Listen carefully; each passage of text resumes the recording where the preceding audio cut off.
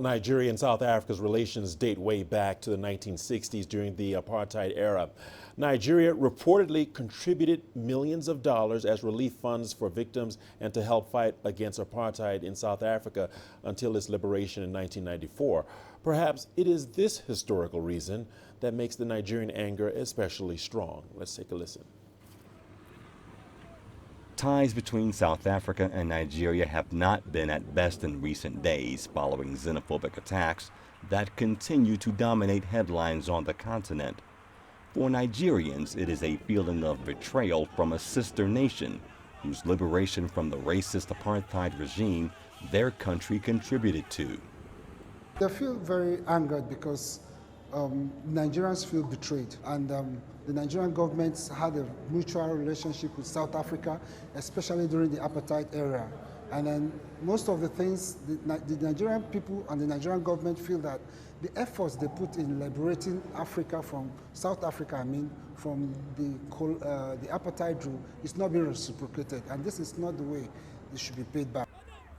It is not the first time that Nigerians have been targeted in sporadic waves of xenophobic violence.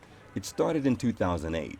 Since then, scores of businesses owned by foreigners, including Nigerians, have been destroyed, leaving broken livelihoods in their wake. However, the latest wave of attacks that began on the 2nd of September proved to be the last straw that threatened to break the cord that united the two nations. As the Nigerian government escalated diplomatic pressure on South Africa, angry youth descended on South African businesses and installations in Nigeria. This is not the first time these kind of issues have been happening.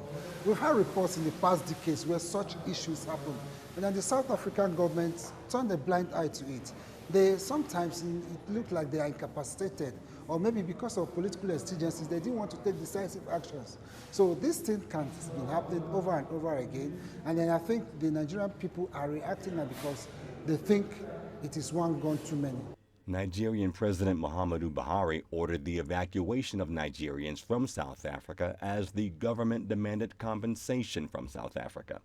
Nigeria also snubbed the World Economic Forum that was taking place in Cape Town. The consequences of things as it is going to bring mutual distrust between the both countries. That is one. The trade between both countries is going to be affected definitely. These two countries are the two largest economies in Africa. So the implication of whatever happens in one country affects the totality of the African continent. And this is something we cannot afford to have at the moment. Thank you.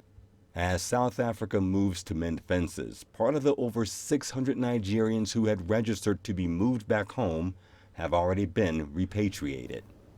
Brian Toussaint, CGTN.